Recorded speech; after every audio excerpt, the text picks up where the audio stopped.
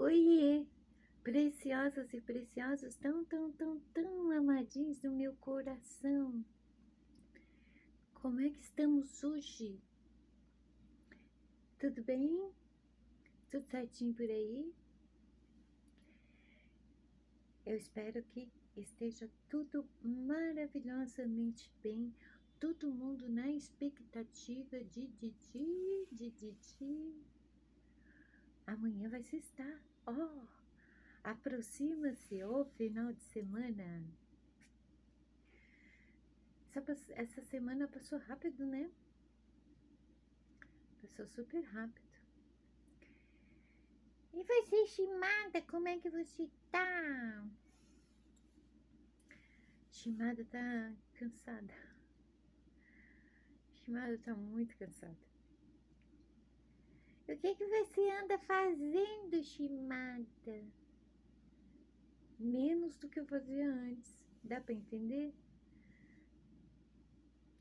Eu tô muito cansada fazendo menos do que eu fazia. Hoje eu tive que ir de novo na loja do meu filho, né? O meu celular tá com problema.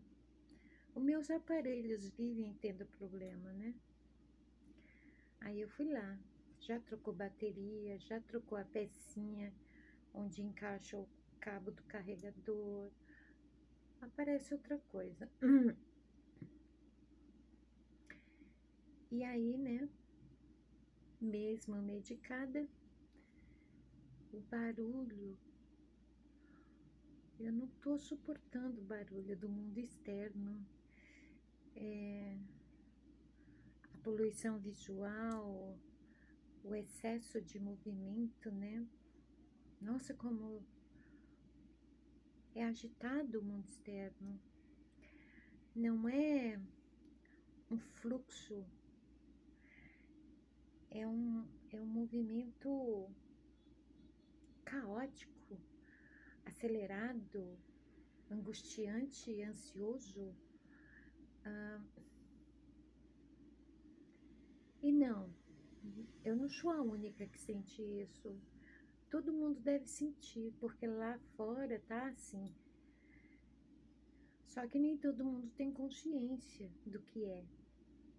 E é justamente isso que explica esse cansaço repentino que você sente ou um cansaço acima do normal, do que você costuma sentir.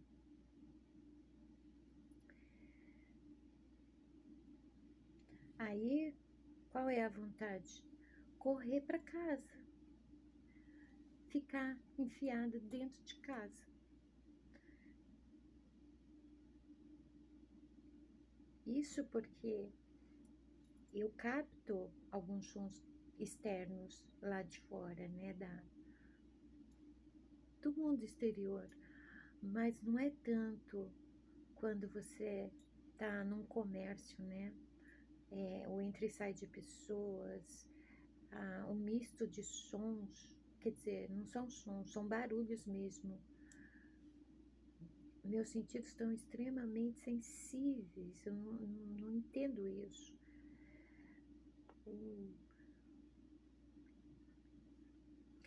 Enfim, final de semana,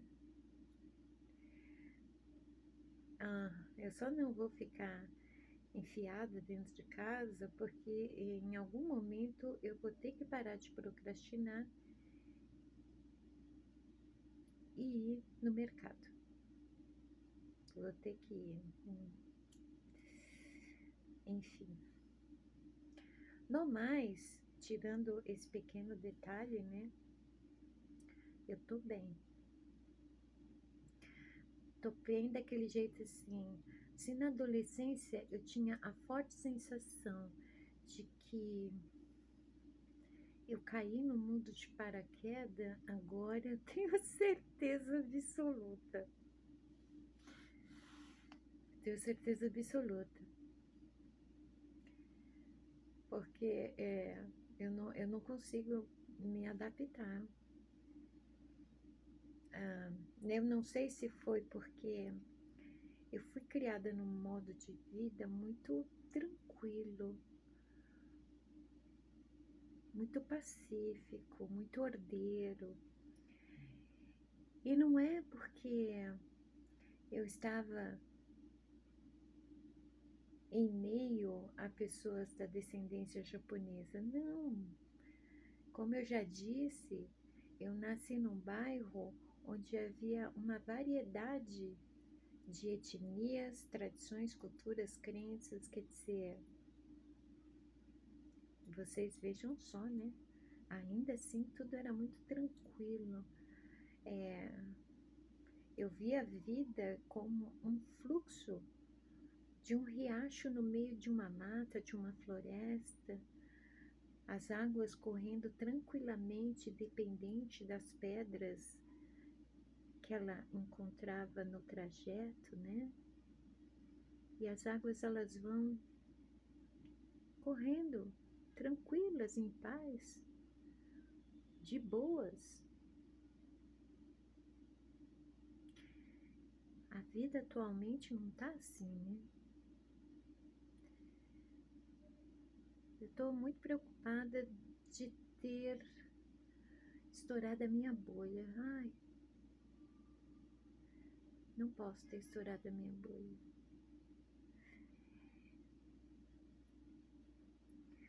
O externo é desgastante para qualquer pessoa. Acredito eu que a maioria das pessoas tem muito mais resistência do que eu, né? Eu, sinceramente, é uma vida tentando me adaptar a isso, me encaixar, não vou me encaixar mesmo, né? Mas é complicado me adaptar. Antes do tema deste vídeo, bora pros adendos. Ah, tem adendo hoje, estimada. Na verdade, os adendos são perguntinhas que chegaram por e-mail.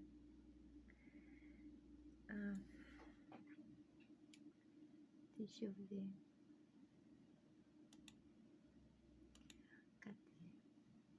Cadê o e-mail, né? Bora.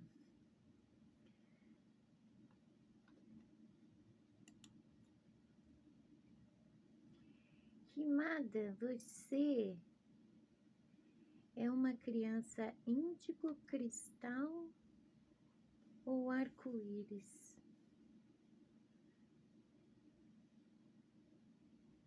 Hã? Índigo cristal ou arco-íris?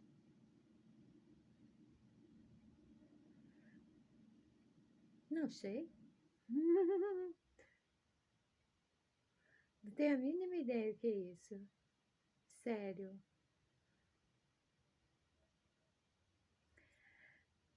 Shimada estuda religião e espiritualidade, né?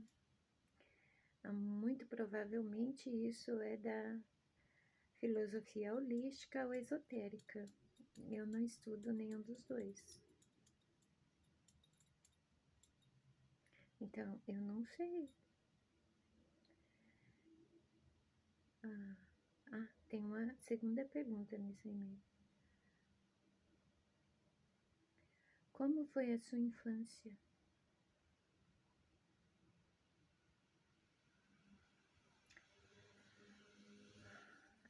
Os 5 primeiros anos, que estão bem fresquinhos na minha memória, foram incríveis. A partir dos 6 anos foi complicado. Eu vivi numa época onde havia um padrão de criação, né? Principalmente aqui. Todo mundo veio do interior, da roça, da vida rural, né? Trouxe esse modo de vida para cá. E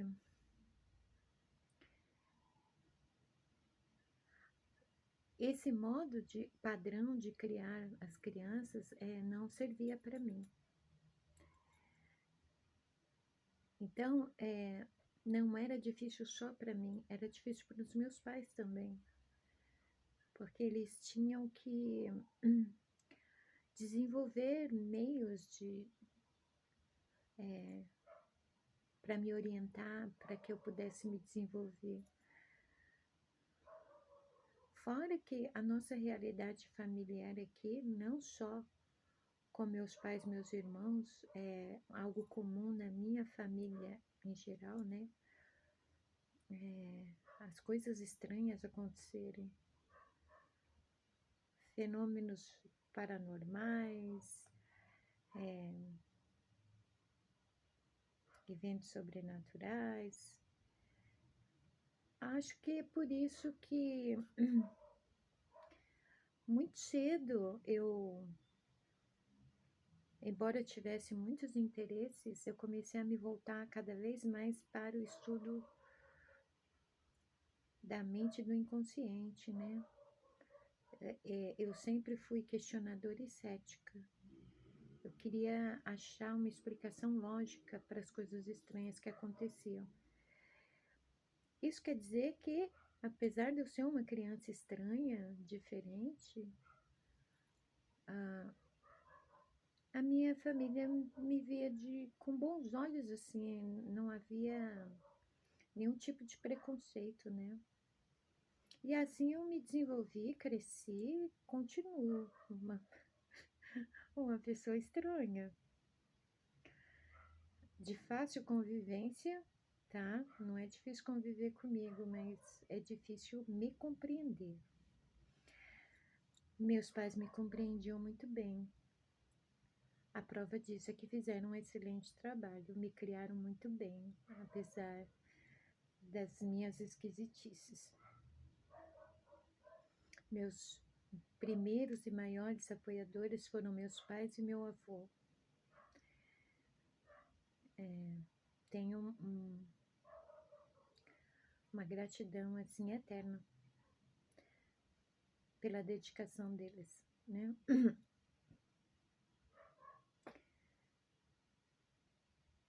Mas no geral, não.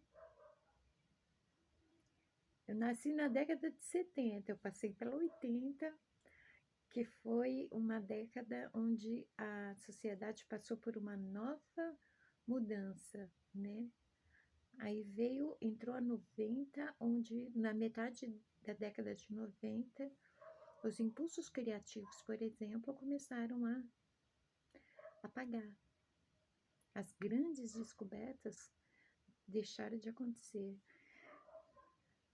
A mudança que teve no mundo, na sociedade humana, foi muito sutil, mas não da sociedade humana em si, como em outras vezes. Algo mudou, fez com que a sociedade humana mudasse. E eu conseguia perceber isso com essa mania de padrão, né? Há o padrão de comportamento e quando esse padrão evolui, é possível observar essa evolução. Não foi um caso de evolução, não. Muito pelo contrário. Houve um travamento no processo evolutivo. E eu era criança, eu já tinha esse pensamento assim, essas linhas de raciocínio. Quer dizer, uma criança que vê e interpreta o mundo dessa forma, não tem como ser normal, né? E não pensem vocês que eu tenho alguma doença psiquiátrica, assim. Embora a ansiedade e a depressão, que sejam, é muito possível que seja herdado geneticamente, né? Porque realmente não tem por que haver um tratamento contínuo dessas patologias. Eu visito psiquiatra para monitorar a ansiedade e a depressão. Nada disso pode evoluir que nem a ansiedade. Ela evoluiu da infância até na minha mocidade, assim, muito tempo sem tratar, né? Então, agora existe um monitoramento dessas patologias, mas patologias mentais que estão relacionadas ao cérebro, à massa encefálica, ao funcionamento normal do cérebro, eu não tenho nada, tá, gente? Não tenho esquizofrenia, não tenho bipolaridade, não tenho nada dessas coisas. Aliás, é engraçado que meus médicos sempre procuraram uma vida, né? Sendo monitorada. Então, eu conheci vários médicos. E meus médicos psiquiatras, eles sempre procuravam sinais de... Como é que chama aquilo? Algum nível de insanidade, de alucinação.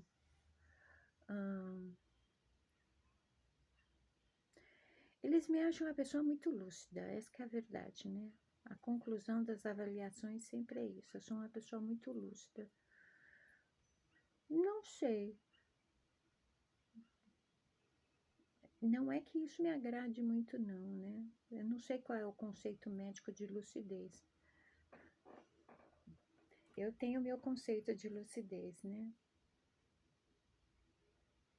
Essas pessoas ditas normais, para mim, não tem nada de lúcidas, não, né?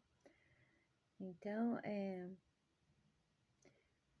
eu tenho uma mente bem saudável, tá?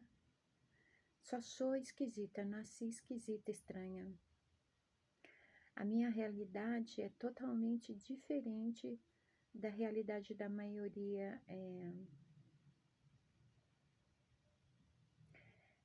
Eu nasci fora da caixinha, tá? É a minha natureza, não tem como mudar. Então, isso é o resumão da minha infância. Da infância até hoje, minha vida é uma loucura. Loucura, entendeu? Então, assim, eu não sei o que é criança índigo, cristal ou arco-íris, tá? Não, também, muito pouco sei se eu tenho alguma coisa a ver com esse tipo de criança. Falar nisso, teve um outro e-mail que eu acho que eu não vou conseguir encontrar agora, onde a pessoa quer saber sobre a criança interior. Porque muitos relacionam a criança interior à espiritualidade. A criança interior é um grande auxiliador para o processo de desenvolvimento espiritual também, porque na verdade ela é responsável pelo desenvolvimento intelectual e mental, né? A criança interior, ela está muito relacionada ao animal bípede. É por isso que nos passos da jornada de autoconhecimento, eu menciono muito a criança interior e o trabalho da cura da criança interior. Por quê? A criança interior, ela está relacionada aos 5 primeiros anos de vida. Ela é a base, nesses 5 primeiros anos, do adulto que você é. Ela é um fator determinante, por exemplo, em análises. Como foi a infância dessa criança nos 5 primeiros anos? Como foi seu desenvolvimento? Como era o seu ambiente? Como era o tratamento dos adultos? Tudo isso é essencial saber para encontrar assim muitos fatores limitantes que o indivíduo possui, né? Então, a criança interior, ela está mais relacionada ao animal bípede. embora criança, é ela que deveria ser o guia do animal bípede. É que nem uma criança quando tem um pet. Há um adulto que fica sempre instruindo a criança em como tratar o seu pet. Seria alguma coisa semelhante. A questão é, a criança interior, ela também foi reprimida no inconsciente, junto com a essência. Sim, são distintos, porque a criança interior é uma consciência, ela não é um corpo energético que nem a essência. Ela é uma consciência que possibilita, por exemplo, estados de espírito. Todos os estados de espírito, todos os frutos do espírito, eles correspondem a uma criança. E a inocência da criança, a pureza de uma criança. Então, é importante que essa criança seja curada no sentido de não apenas libertar ela de traumas passados, como também permitir com que ela tome o seu lugar de origem. Porque o ser humano, ele nunca, nem sempre foi esse ser que conhecemos hoje com a mente, com a estrutura atual. A estrutura da mente de Freud para cá mudou muito, tá? Me atrevo a dizer isso, mudou muito. Não está mais idêntica à estrutura de Freud, embora o consciente, ele cada vez mais esteja ganhando dimensão, né? E o consciente é cada vez menos. Então, a criança interior é a base do animal bípede. É o que deveria ser a alma ou a essência do animal. É o que deveria ser a mente do animal. Não é à toa, por exemplo, os animais, os cães especificamente, eles têm a mentalidade de uma criança de 2 anos. Isso quer dizer que o modo como eles foram criados nos primeiros 3 anos de vida vai influenciar toda a vida deles, mas o comportamento deles sempre vai estar refletindo a mentalidade de 2 anos, somado a tudo que eles vão aprendendo durante a vida deles.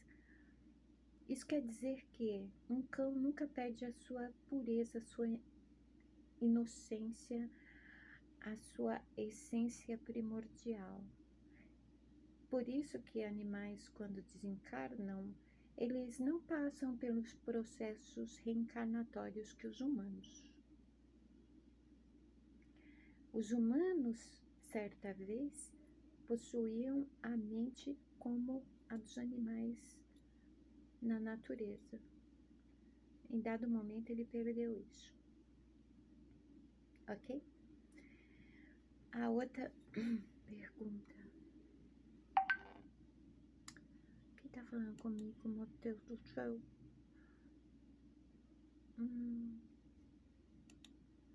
Ai, esqueci de avisar pro meu filho que eu cheguei. Faz tempo que eu cheguei, gente.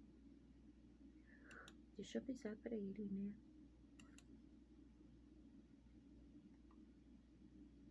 Ai, essa falta me dá bronca. Filho dando bronca nas mamães. Tem alguma coisa errada, não tem? Mamãe dá trabalho. O mais novo sempre fala isso. Mamãe dá trabalho. Cadê? Próxima pergunta. O que é ser feito de pó das estrelas? Tem alguma relação com os seres estelares? Estrelares, estrelares, estrelares. O que é ser feito de modas estrelas e a relação com seres estrelares? Não, os seres estrelares é outra coisa. São como seres dimensionais. São seres de outras dimensões, outros universos, tipo isso. Nós sermos feitos do pó das estrelas, acho que é um conceito de Carl Sagan, o físico, né? Carl Sagan. É assim que pronuncia?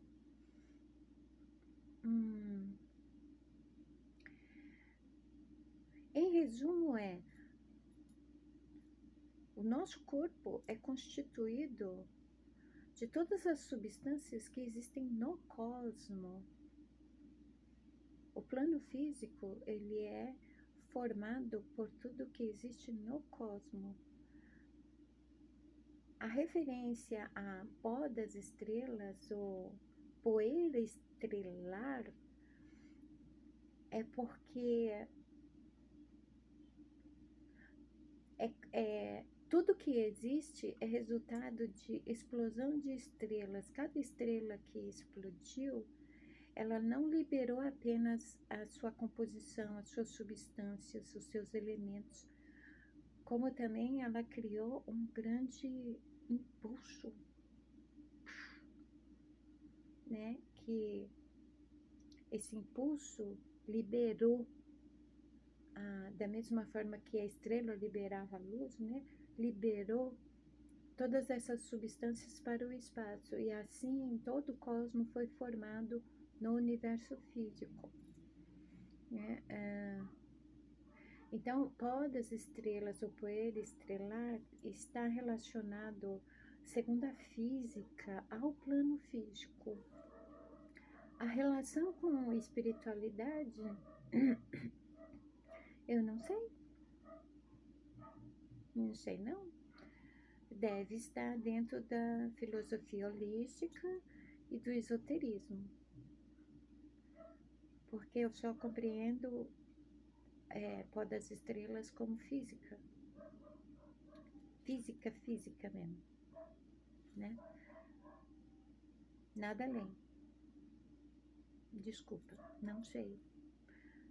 Relacionado à espiritualidade, o que isso significa.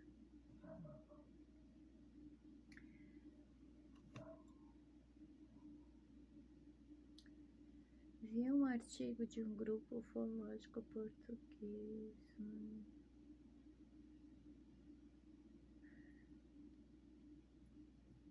Vamos pular essa.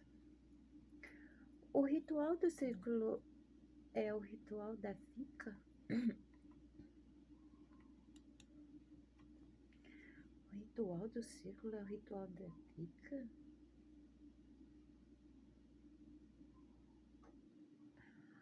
Ah, sim.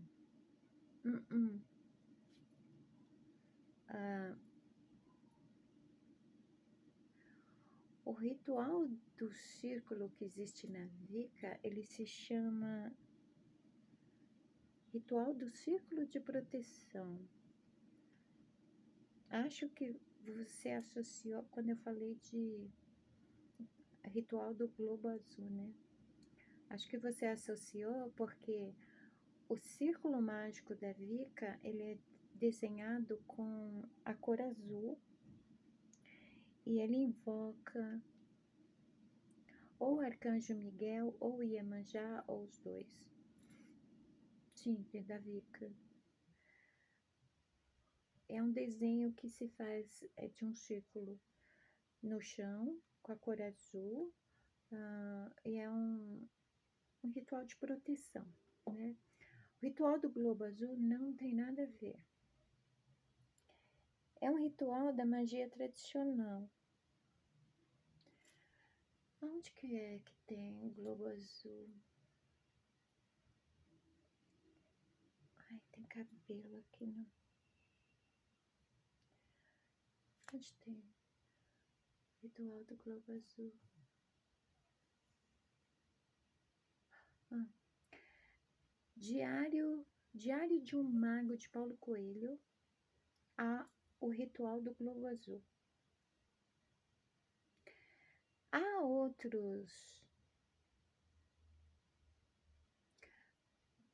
outros rituais bem simplesinhos que o leitor pode fazer, mas 90% dos rituais apresentados nesse livro há um aviso de que eles não devem ser feitos. Mas, como ser humano, mesmo que tenha uma placa escrito não pise na grama, ele vai pisar, né? Mesmo que esteja escrito um aviso, esses rituais não devem ser realizados. Muita gente procura realizar, inclusive muita gente deve ter tentado realizar. Há um pequeno adendo sobre os rituais que estão no livro Diário de um Mago. Esses que não podem ser realizados por leigos, eles estão incompletos, tá? Estão incompletos e algumas palavras foram modificadas porque é para não dar certo mesmo. Por quê? Porque embora não possa ser tentado, tem gente que tenta. Então, não está completo nenhum desses rituais. 90% dos rituais que estão no livro do Diário de um Mago, tá? Mas o do Globo Azul e da clarividência na água e mais uns 2, 3, no máximo 4, são tranquilinhos, tem mais a ver com o desenvolvimento da mediunidade, né? Das capacidades mentais e espirituais e podem ser feitos de boas, inclusive do Globo Azul. Estimada, o Paulo Coelho, ele é mago da magia tradicional? Sim. Sim. Veja bem, a magia tradicional não é uma religião, não é uma seita. É como se fosse uma filosofia de vida. Se torna uma filosofia de vida. Por quê? O mago, ele é um buscador. Buscador de quê? De conhecimento e sabedoria. Isso quer dizer que um mago, ele, até mesmo um bruxo, uma bruxa da magia tradicional, eles podem ter a religião que eles quiserem, eles podem frequentar a ordem, a religião, a crença, a tradição que eles quiserem, embora a tradição da pomba, a tradição da serpente, que já foi a tradição da lua e do sol, e parece que se separou em 4 atualmente, né? Assim, de 90 para cá, ela se tornou 4. É o máximo que vai se encontrar da magia tradicional, mas não tudo da magia tradicional, né? O que é mesmo da magia tradicional está é passado oralmente. Então, a tradição do sol, da lua, da pomba, da serpente tem relação com a magia tradicional. A Wicca, ela é uma vertente da tradição da lua. A Wicca não é magia tradicional. Quando houve essa separação em 4 tradições, da tradição da lua, que devota a deusa, invoca a deusa, né, que é a lua, surgiu nos tempos modernos a vertente da Wicca. A Wicca não tem nada a ver com a magia tradicional, tá bom? Ok?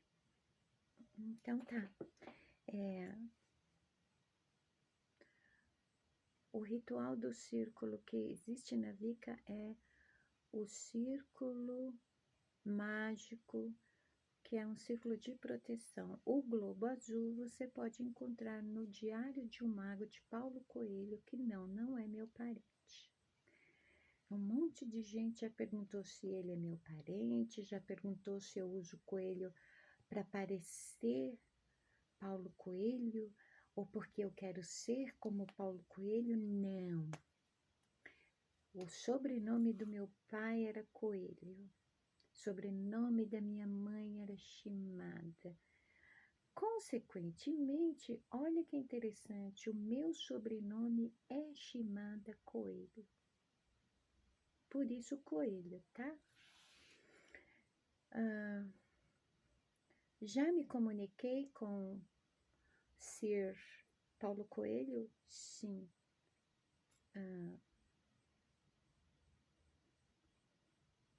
Virtualmente, breves conversas. Quando nasceu o Twitter. Só. Não nos conhecemos, não. Ok? Então tá. O tema do vídeo, depois de todo esse tempo, o tema do vídeo é a diferença em nós, em cada um de nós, do animal mamífero bípede da essência. É tipo assim, somos dois em um. Somos os dois, mas somos um. De repente, você vai entender porque o ocidental, ele não tem como fazer as práticas da filosofia oriental e isso dá certo de alguma forma, porque a individuação ou a consciência do um. Como é que você vai ter a consciência do um se você acha que você é o animal bípede e você desconhece ou ignora totalmente a essência que é você de fato? Você é dois em um. Isso vai ser importante para o próximo tema do próximo vídeo e de futuros vídeos que virão.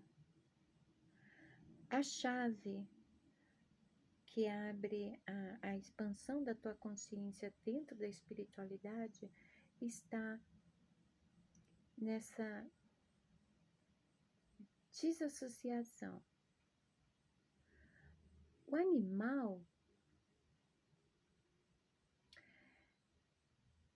ele é movido pelo seu instinto impulsivo primitivo, assim como todo animal. Um animal, por exemplo, sem a essência, ele viveria dentro do seu instinto. E qual é o instinto do animal? Já vimos há 2 vídeos atrás os frutos da carne. Os frutos da carne correspondem a todo impulso que faz com que o animal busque satisfação imediata, quer dizer, toda satisfação do animal é através da carne. Tudo que satisfaz a carne. Daí, algumas religiões batem muito nessa tecla do conceito pecado, porque,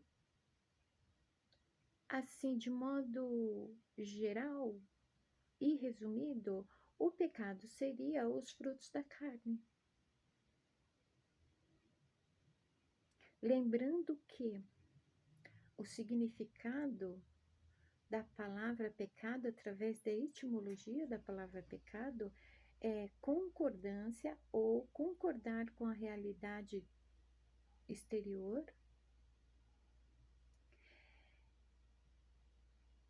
errar o alvo, pisar em falso ou desviar-se, tipo de um caminho.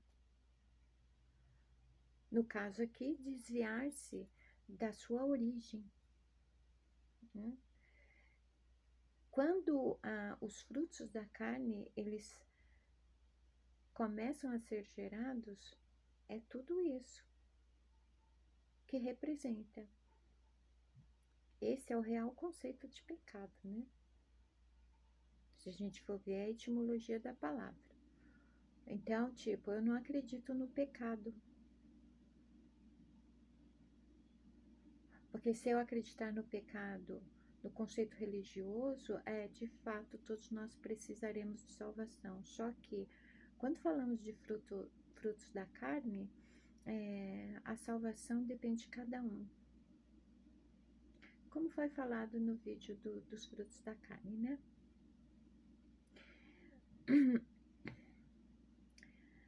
Em dado momento, até dado momento, o hominídeo, ele possuía a essência já, né?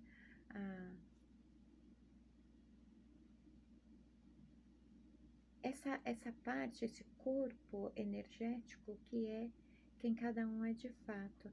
Mas a mente, a estrutura dela não era como a gente conhece hoje.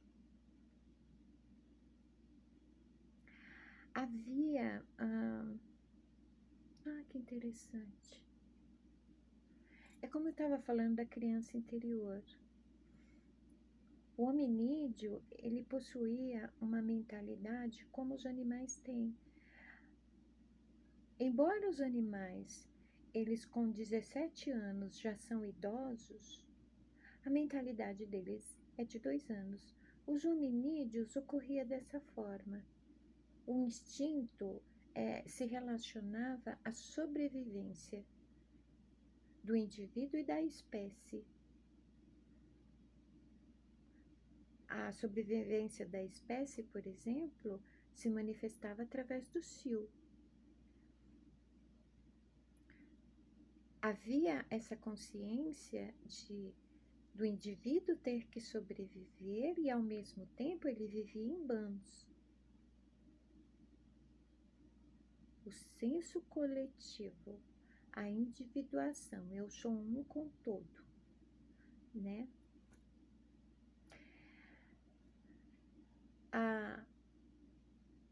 Haviam várias, a ciência fala várias espécies de hominídeos, né? Eu prefiro dizer etnias de hominídeos, porque assim como cada um de cada etnia possui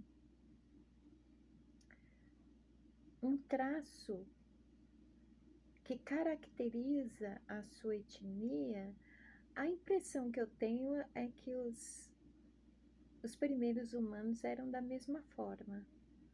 Era como se cada um fosse de uma região, mas todos eram nômades. E o que aconteceu? Eles começaram a se encontrar, começaram a trocar de bandos, e com isso começou a reproduzir através de cruzamentos. Uma etnia cruzava com a outra. E foi assim que começou a surgir o Homo sapiens. Ele começou porque, a partir do momento que houve esses cruzamentos, um processo evolutivo novo se iniciou, que durou, viu? Foi tempo assim de milhões de anos. Processos evolutivos são assim, como todo processo. Tudo no universo físico exige um processo, né? Dos outros eu não sei porque eu não lembro, eu tô aqui, né? Pelo que eu sei daqui, tudo exige um processo.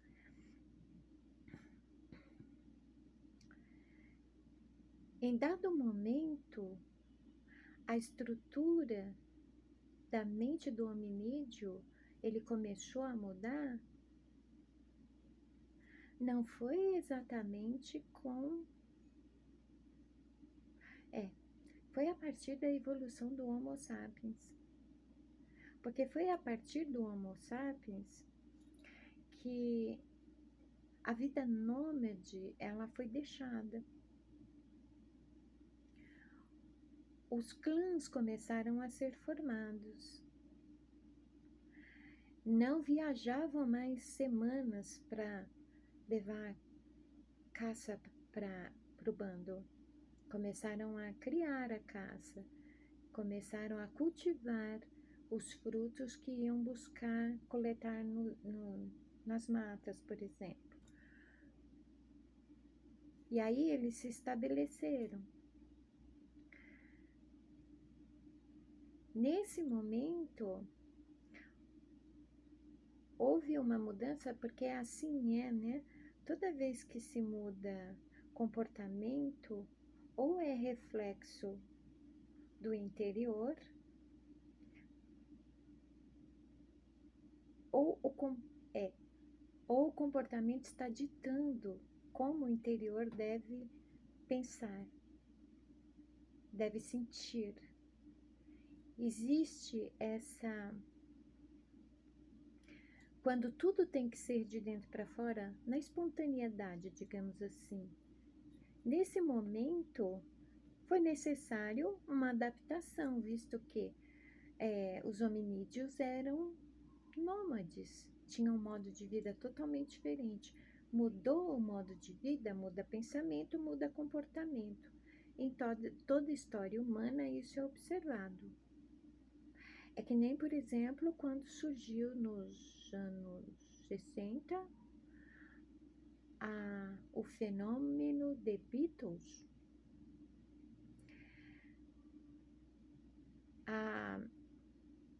A influência,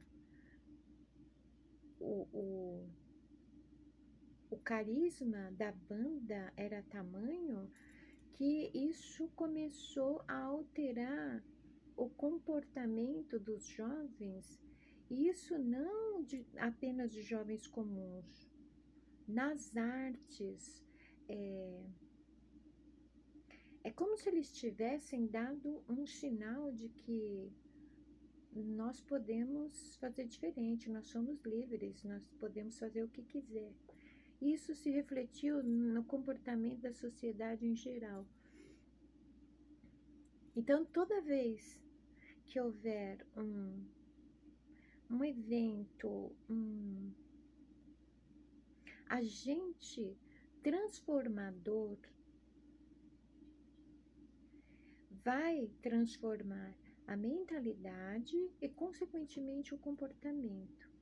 Quando o hominídeo ele deixou de ser nômade, e hominídeo eu estou dizendo porque o Homo sapiens ele está em contínuo processo de evolução, né? Ele é resultado do cruzamento de várias espécies ou etnias diferentes. Neste momento, a mentalidade começa a mudar, porque no cruzamento não existe apenas a troca genética, há também a troca de conhecimento, a troca de tradição, de modo de vida, de costumes e tudo mais. Isso vai se refletindo no comportamento e nas futuras gerações. Neste momento, A estrutura do cérebro também mudou. Só que, embora o Homo sapiens ele tenha parado de evoluir na era moderna aqui, que a gente está, acho que é no quaternário,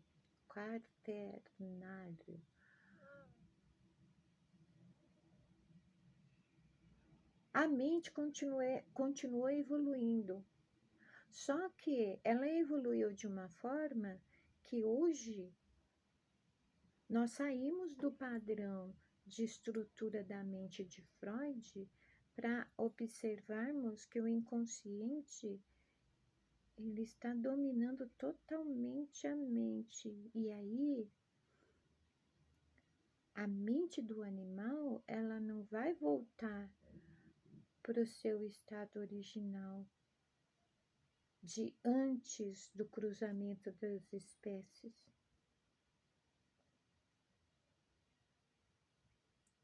Ele não se torna simplesmente um animal, por mais que se pute a essência. Ele se transforma no monstro. Por quê? Os hominídeos de qualquer espécie, assim como, por exemplo, os cães, os animais em geral, possuem um nível de consciência. O que a mente com o inconsciente está fazendo agora é exterminar a consciência. Sem consciência, nós teremos monstros.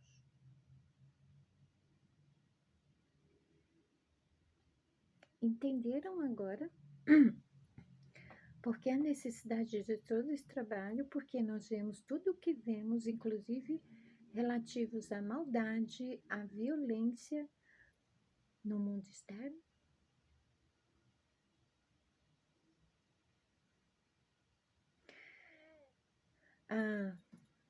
Na linguagem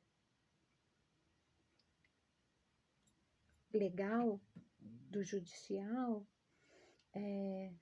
procura-se determinar se o sujeito, o infrator, ele agiu com consciência ou não para determinar se ele é doente ou se ele é só uma pessoa má mesmo, né? Pois bem, isso é só no vocabulário legal.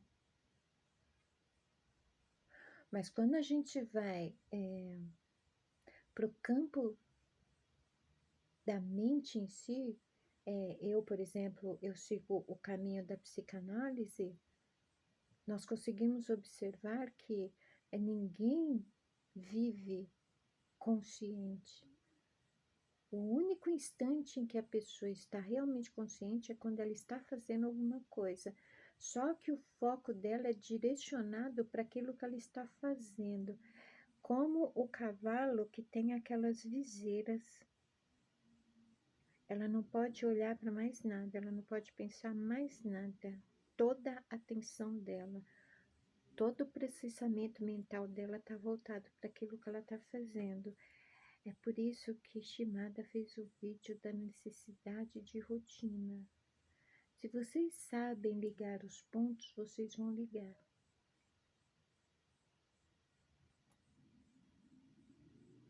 De repente, do nada, vocês vão perceber a padronização, o condicionamento e a manipulação. Para hoje existir a eficiência da manipulação em massa, houve em determinado momento o processo que se iniciou para padronizar. Se eu quero manipular todo mundo, primeiro eu tenho que tornar todo mundo um padrão. Todo mundo tem que se sentir igual. E não pensaram nas consequências dessa estratégia. Talvez não estudaram a mente. Ou talvez não estivessem nem aí para o resultado, contanto que eles conseguissem o objetivo deles, que era o quê? Padronizando todo mundo, agora todo mundo está condicionado. Agora vamos seguir o processo onde as pessoas se tornem dependentes desse condicionamento. Essa dependência, ela precisa primeiro ocorrer através do emocional e do psicológico. Ai, todo mundo tem aquele celular, menos eu não consigo. Ai, minha vida é uma droga. Eu nunca vou conseguir nada que eu quero. Isso é mais do que crenças limitantes, tá?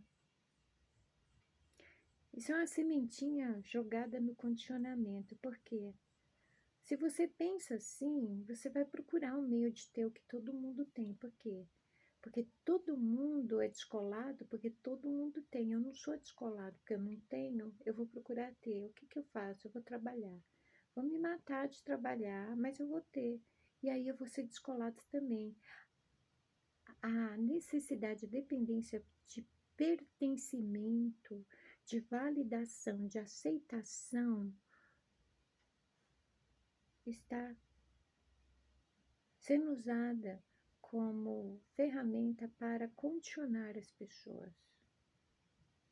Aí você vê esse monte de gente com bocão assim, com o nariz assim, sem, né? Narizinho, com a cara toda esticada, a pessoa não consegue nem rir. Se rir é capaz de trincar. Com os cabelos do mesmo jeito, aquela coisa escorrida que parece cabelo de boneca nova. A cor varia dependendo do que a moda determina que é tendência, se vestindo todo mundo o mesmo estilo de roupa, para cada estação o mesmo estilo. E a padronização, ela vai dando muito certo. Aí sim, quando todo mundo está bem preso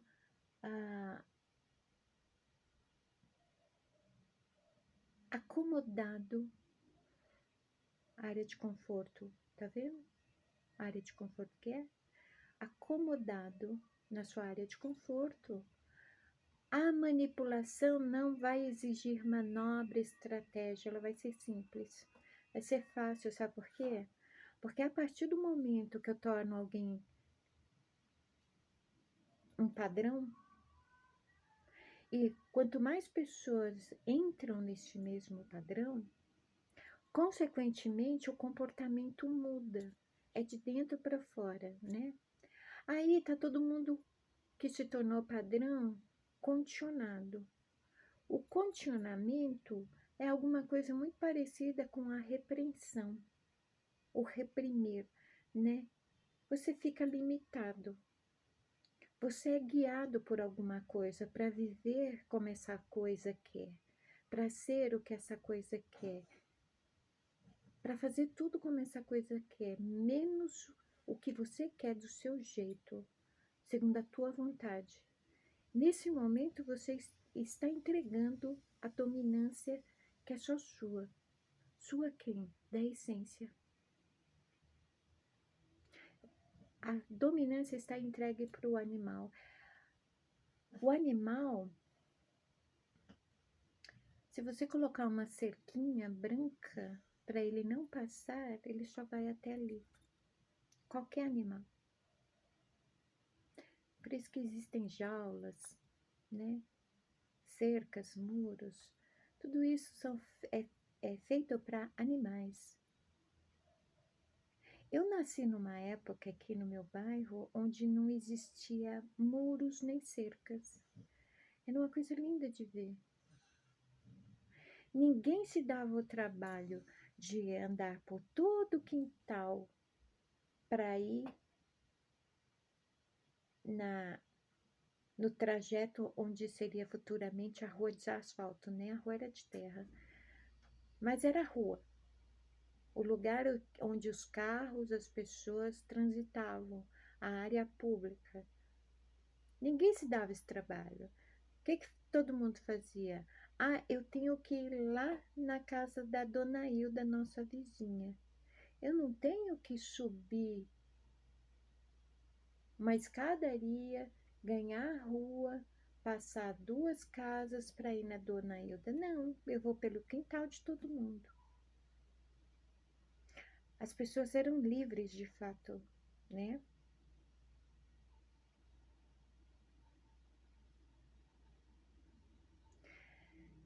A primeira tentativa de padronizar as pessoas, não, não foi de padronizar, foi de condicionar as pessoas, foi criar a necessidade de se usar muros. O problema é que pessoas que vêm de uma vida rural, de roça, elas têm uma sensatez diferente de pessoas urbanas. Aliás, a magia tradicional, ela está muito envolvida com isso.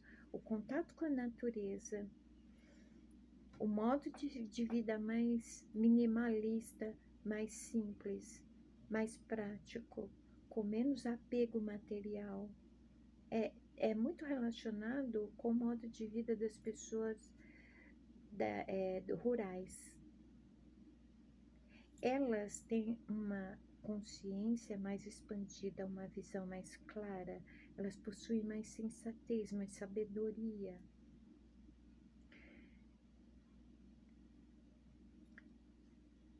Mais para frente, ali na década de 80, depois daquele boom, né, onde, por exemplo, o plástico veio para a nossa realidade, tudo passou a ser de plástico, de vinil, né? Alguém deve ter entendido que, ops, não era esse tipo de muro que a gente tinha que criar. Os muros foram criados aqui dentro. Capite?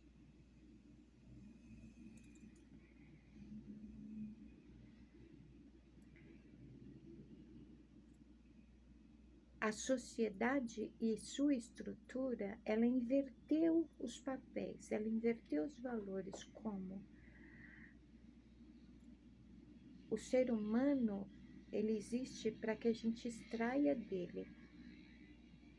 Então vamos dominá-los. Antes disso, a última palavra era do cliente, não era? Agora não. A última palavra é de quem mente melhor, é de quem tem mais lábia, é de quem cede primeiro.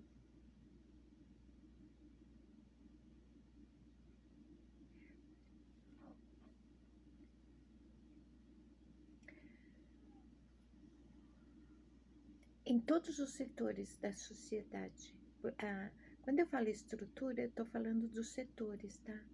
Em todos os setores da sociedade humana existe essa mesma estratégia. Isso nasceu, essa tentativa de conseguir manipular em massa, surgiu lá na Grécia. É velho, é tão velho quanto a filosofia grega. Nasceu lá na Grécia. E não nasceu em outro lugar. Por quê?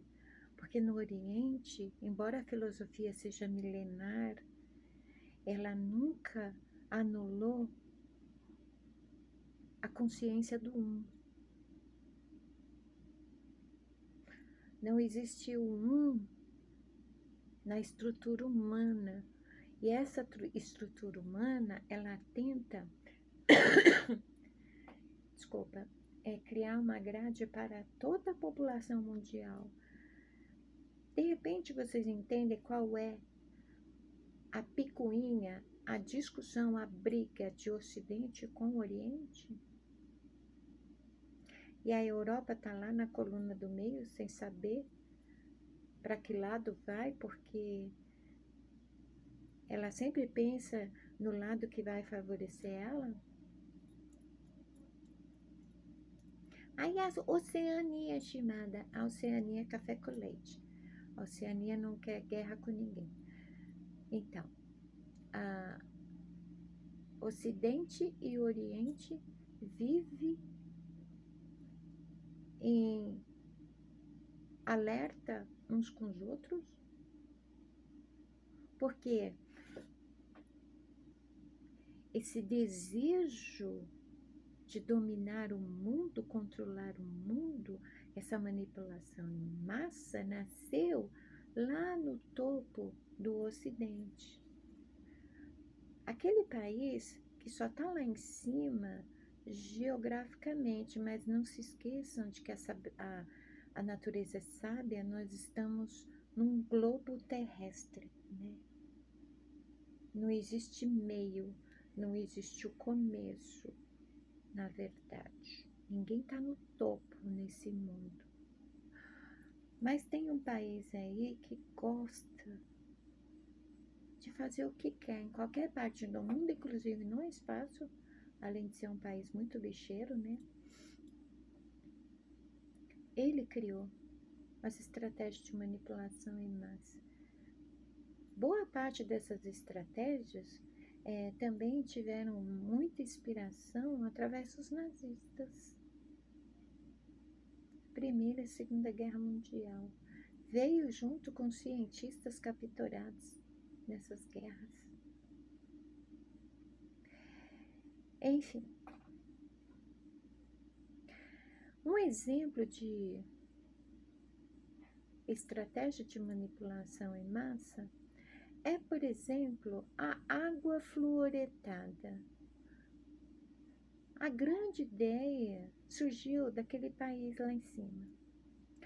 Vamos colocar flúor na água, viu, população, para que baixe o índice de cárie na população. Só que pergunte para o seu dentista. Se você não ir no dentista com frequência, se você não aprender a escovar os seus dentes, fazer uma excelente higienização bucal, não seguir as orientações de um profissional bucal que é o dentista, não adianta beber água com flúor. Beber água com flúor não tem nada a ver com dentes.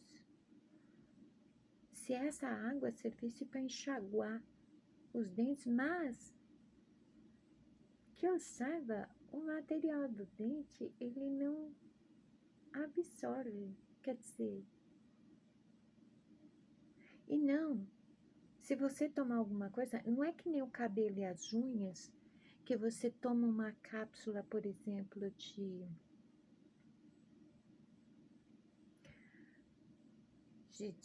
vitamina, um polivitamínico, e vai melhorar os seus cabelos e a sua unha, vai fortalecer. Os dentes não funcionam assim, não. É a higiene que preserva os dentes, não é? Pois é.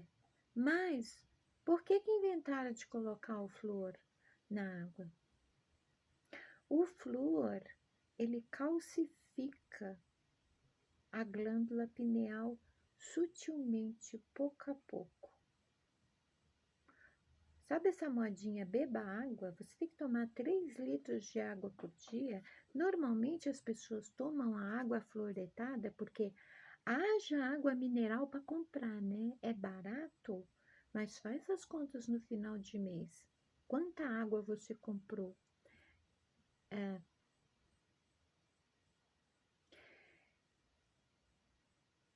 Você está na academia, mesmo que você leve a tua água mineral, chega uma hora que a água acaba. Por quê? Porque você tem que tomar 3 litros de água por dia.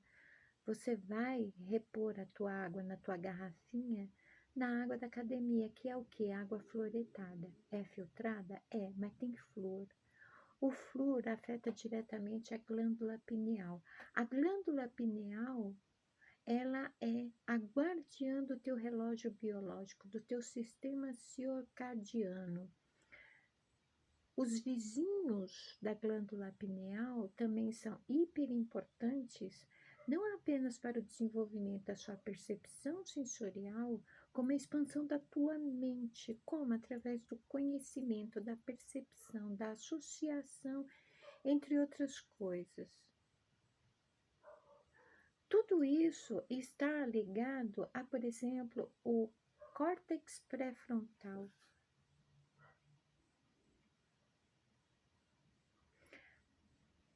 Partes do cérebro que tem muita relação com a expansão da consciência, que, embora façam parte de um cérebro que tenha 2 hemisférios, os 2 atuam juntos, ou deveriam.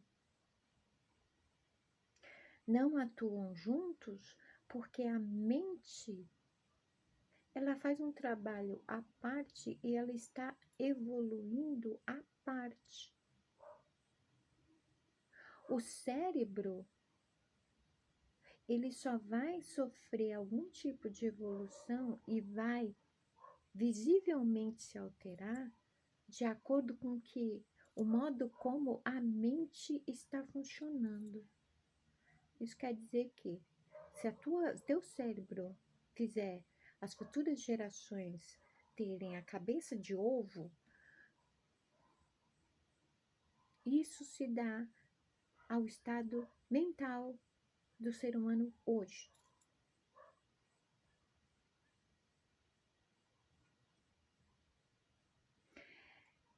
A cultura inútil, baboseira de vídeo curto, tipo tic-tac,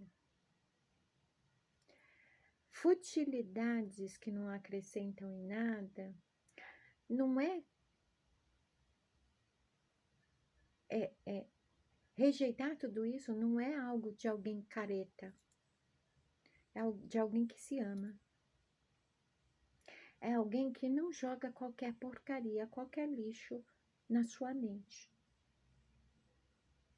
Que olha para o mundo externo e precisa ver ou um jardim ou uma horta. Se absorver alguma coisa de lá, não será qualquer coisa. Porque eu mereço melhor que isso. Isso não vai estar dentro de mim.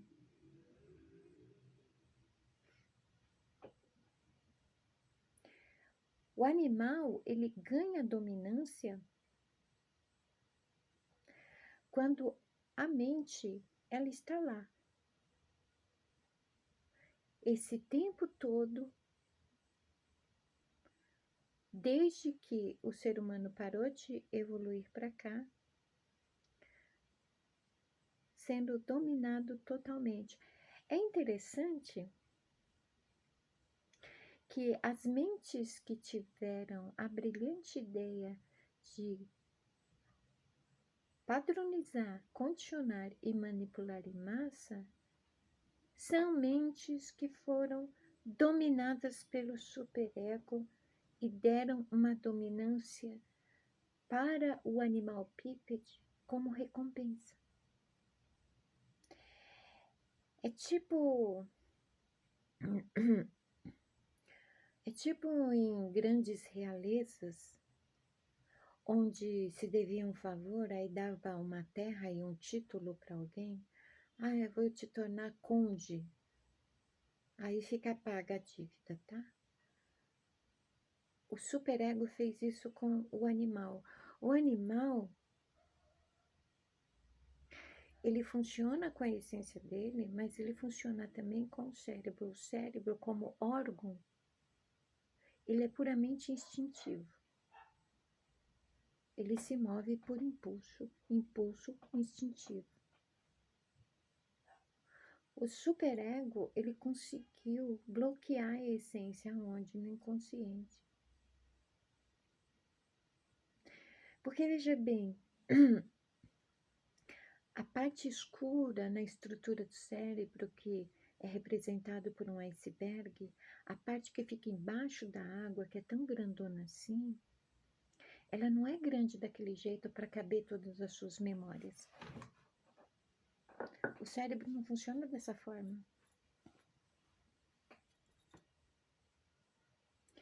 Ele é grande desse jeito porque ele passou a ter novas funções. A função original era guardar memórias, armazenar memórias. Todo tipo de memórias. Ela não precisava de muito espaço, não. O problema é que novas funções foram colocadas no mesmo espaço onde está o arquivo mental. Além de novas funções, há também muito de nós que é reprimido, principalmente que manifestamos, e muitas vezes isso também é usado contra nós. Quem é a vítima nessa história? É tipo o ego. Porque nós nascemos para fluir de dentro para fora. Então, o superego, ele manifesta para o ego, que manifesta para o animal, que manifesta fora.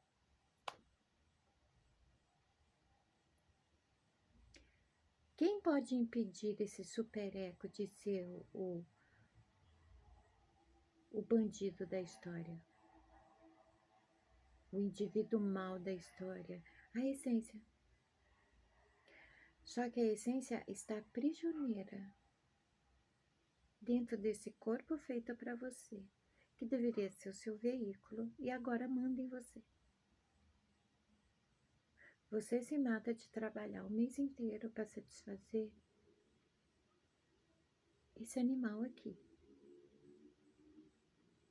Ele deixou de ser o seu veículo e se tornou a sua prisão. E além de ser sua prisão, ele te obriga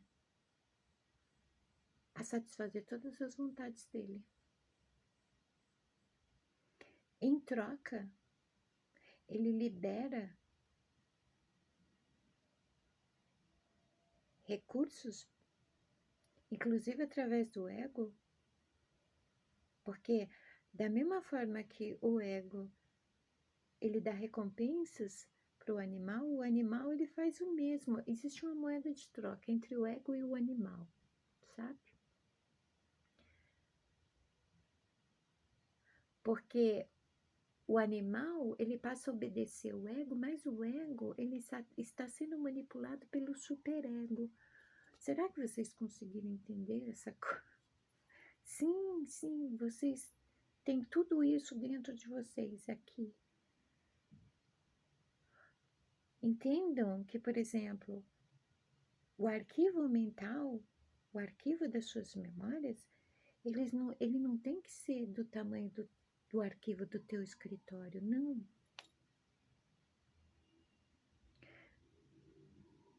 É como se a mente fosse um universo paralelo. Então, tipo, tem espaço para a memória sem ocupar espaço. Não é como o HD do seu computador, sabe?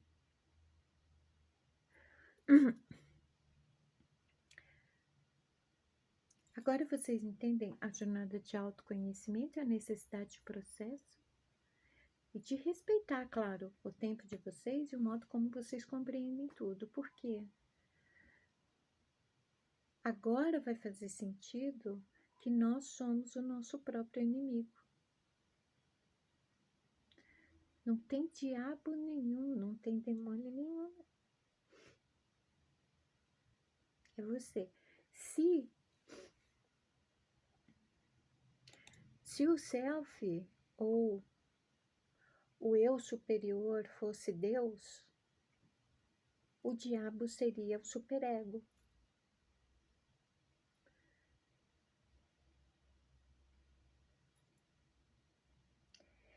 Enquanto exteriormente aqui, o seu animal, ele está todo satisfeito com as recompensas dele, te fazendo crer que Você também está satisfeito, você está feliz. Só que, porque lá no fundo você não está feliz, você não está satisfeito, você sempre quer mais. Você ainda sente a sensação de vazio, que não é um vazio. Por quê?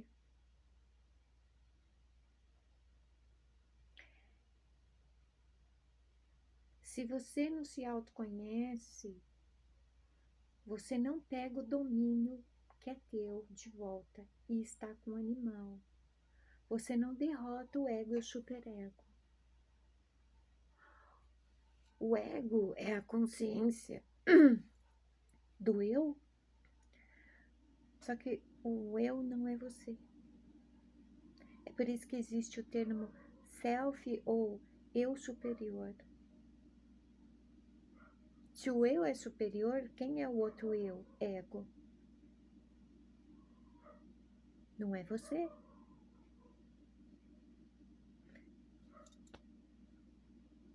É complexo?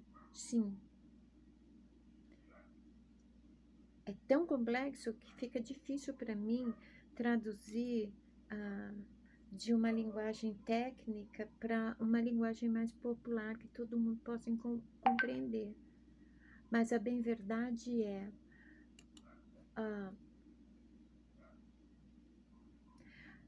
cada um de nós precisa conhecer a própria mente, porque a mente, o cérebro, o cabeção é de cada um. Numa vida que só você pode viver. Não vai vir um Salvador te salvar.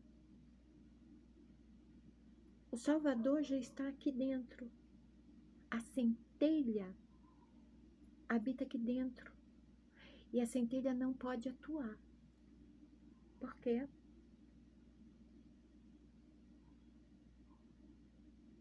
É você. É você que vai se salvar. A centelha está lá de prontidão para fazer o resgate de você. E onde você está? Você está separado da centelha. A centelha está lá no consciente, no aqui e agora. Sabe onde você está? Quando não está nadando no passado, está tentando nadar num futuro que nem existe. O futuro imaginário.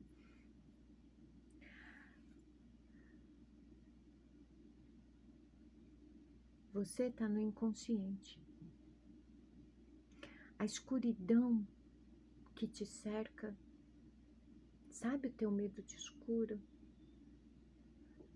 É porque você está no inconsciente. É um lugar escuro. É um lugar trevoso. O bicho-papão não está debaixo da cama, não está dentro do guarda-roupa.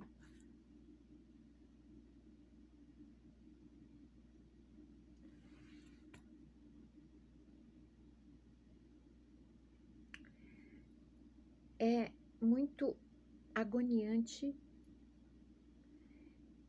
eu consegui enxergar isso com tanta clareza. Eu não estou dizendo que eu estou certa no que eu estou falando. Eu enxergo dessa forma com muita clareza, com muita facilidade. Eu temo de estar certa. Eu gostaria de estar 100% errada no que eu estou falando.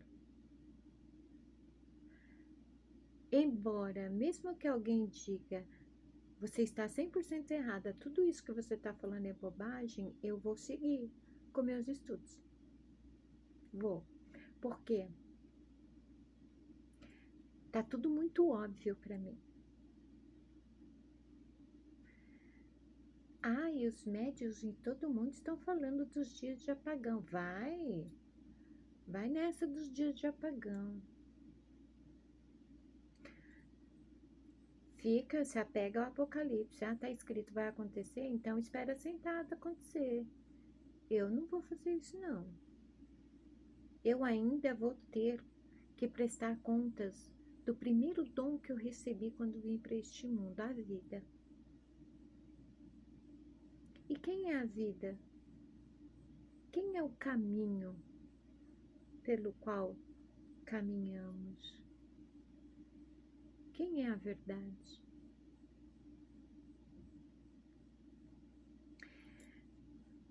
como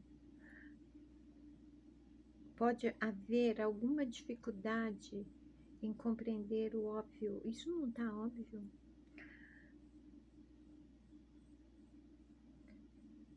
Cada um de nós tem que se salvar. Ninguém vai vir salvar a gente. Isso não é papo de ateu. Tanto é que eu sou devota a papai. Nem sei quem é, não sei como é, o que é, mas eu sinto uma força maior. Eu acredito nela. É uma força viva.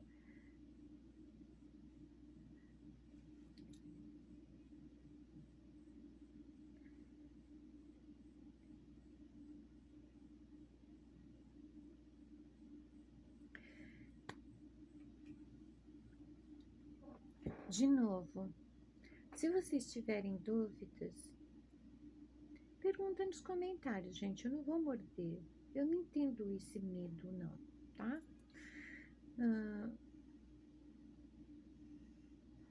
Também, se vocês não quiserem perguntar, ótimo, tá bom. Contanto que vocês façam as pesquisas de vocês. Busquem, vocês são buscadores. Buscadores de quê? Do conhecimento, da sabedoria. Vocês estão achando que Salomão adquiriu sabedoria assim? Pelim, pim, pim, abracadabra, seja sábio, não. Uma que ele já era um estudioso, outra que ele se aprofundou ainda mais. É um estudioso, ele nunca deixa de ser estudioso. Nunca teremos todas as respostas. A sabedoria vem com a busca da sabedoria. Entende? Então, se tiver alguma dúvida, faz suas buscas, vai anotando tudo que você encontrar, liga os pontos, associa, busca um fundo de verdade, principalmente se for possível alguma base científica, porque sempre tem nas entrelinhas uma base científica. Tem. Tá bom? Então tá. Acho que amanhã a chamada não vai aparecer, não sei. Depende, tá? Sem promessas. Chamada detesta compromissos, tá? Já vou avisando. Tudo tem que ser espontâneo, tipo, ai, eu preciso falar sobre tal coisa. Pá, eu venho e falo, tá bom? Esse negócio de ficar programando é a mesma coisa de marcar hora com o parceiro, né? Ai, vamos pra cama? Ah, vamos dar uma zinha? Que coisa chata, né? Não, nada na vida tem que ser assim. Tudo tem que fluir espontaneamente, né? Então, sei lá, quando a inspiração baixar, eu venho e falo. Tô me desobrigando de ter que diariamente vir gravar um vídeo. Se ocorrer de subir diariamente, ótimo, né? Se não, não. Não subiu. E tá tudo bem também, ok? Faz de conta que há muitas visualizações, né? Alguém falou assim pra mim: ô Shimada, às vezes a sua visualização cai muito. Você não tem interesse de aprender como é que faz para promover seus vídeos? Como é que você alcança a visualização? Blá, blá, blá, blá, blá. Não, não. Eu não gosto de contradizer o que eu mesmo digo, né? Por exemplo, de fato, as pessoas chegam aqui quando elas têm que chegar. De fato, a Adriana, ela me inspirou a fazer esse canal da jornada de autoconhecimento. Mas o que realmente me impulsionou para gravar esses vídeos, uma pessoa que eu demorei muito tempo para desenvolver a fala, tá? E eu não gostei de ter que ter sido obrigada a fazer isso. Eu não gosto de falar. Mas eu tinha que deixar meu conhecimento com meus filhos. No dia que eu não estiver mais aqui, os meus filhos estarão. E embora tudo isso que eu fale aqui com vocês, eu já tenha conversado com eles várias e várias vezes, isso e muito mais, em algum momento lá no futuro, eles vão querer se lembrar de determinado assunto e eles vão encontrar aqui nesse canal. E vão lembrar, ah, foi desse jeito que mamãe ensinou. Não importa se não tem visualização. Tem sim, é pouca, mas essas pessoas têm muito valor, tá ótimo. Uma pessoa que fosse tem extremo valor, tá? Shimada não tem essa visão estranha que vocês têm, não, de ai, eu quero curtida, eu quero inscrito, eu quero seguidor. Ai, me nota, gente, me aprova. Eu não tenho isso. Não, não tenta me fazer despertar isso, porque eu não vou despertar. Só de saber que meus filhos vão ter acesso a esse vídeo, para mim isso é mágica. Eu venho de uma época que a televisão era em preto e branco, gente. Olha como tá as telas hoje em dia. Vocês, para de ser sem noção. Para de subestimar as coisas, as pessoas, as ações. Para de desvalorizar qualquer coisa. Nossa, que olhar estranho sobre tudo, né? Não importa quantas pessoas visualizem. Não importa quanto tempo elas assistam. Importa é que esteja fazendo sentido para alguém. Se não fizer sentido, tudo bem. Meus filhos vão ter uma biblioteca digital em vídeos para acessar. E se chama Canal da Jornada de Autoconhecimento. Simples. Eu conheço meus filhos. Eles vão acessar muito esse vídeo. Esse e todos, eles vão acessar muito esse canal. Ainda mais quando eles chegarem naquela idadezinha de sossegar de verdade.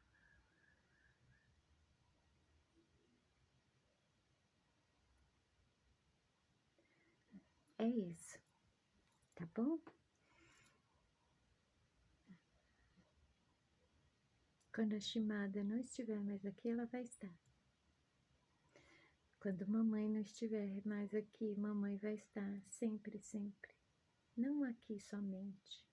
Mamãe sempre vai estar com vocês. Tá bom? Vocês sabem que sim. Aliás, eu tô treinando bastante para isso, viu? Ok.